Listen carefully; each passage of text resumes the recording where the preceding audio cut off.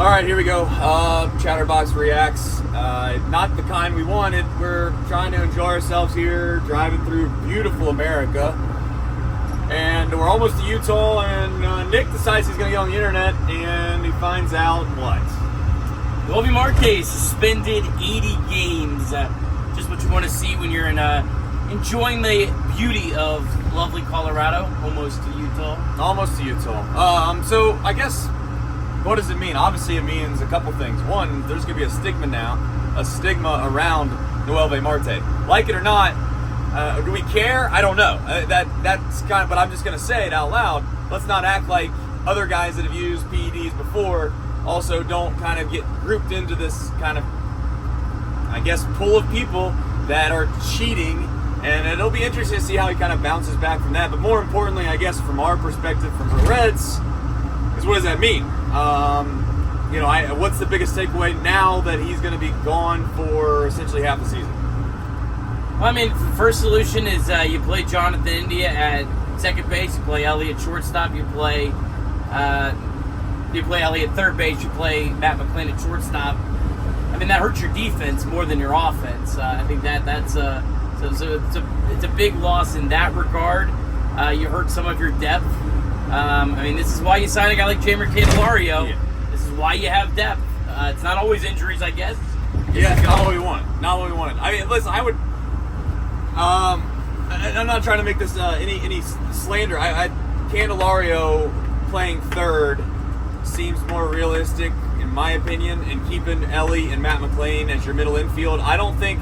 Here's the thing: you don't want to try to move guys around for short-term reasons, right? Like Matt McClain and Ellie De La Cruz, I would like those guys are going to stay in the middle unless all hell breaks loose, and we can't. So I'm going to find any way imaginable to make sure that those two guys don't move positions. So I'm not going to let this change that perspective.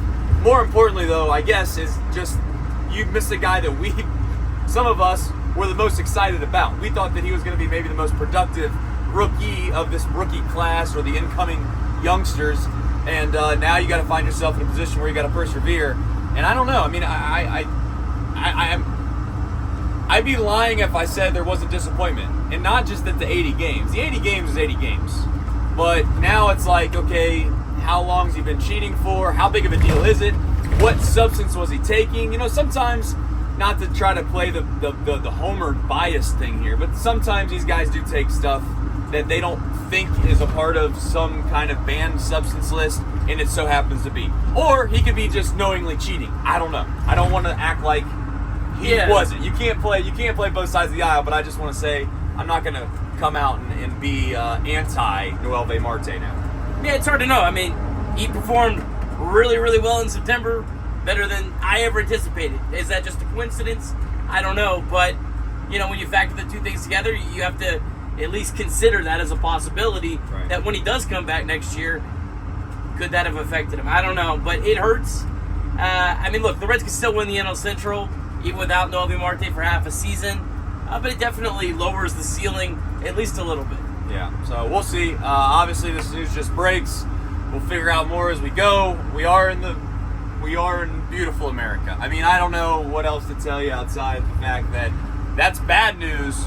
But the good news is, I want you to take a look out the window behind you.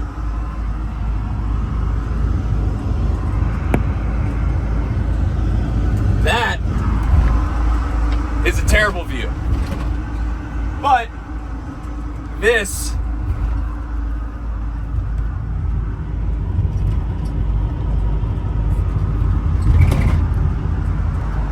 isn't the best view of the window either. But we tried. We tried. It's great for us. It's great for us. Great for us. It looks good for us.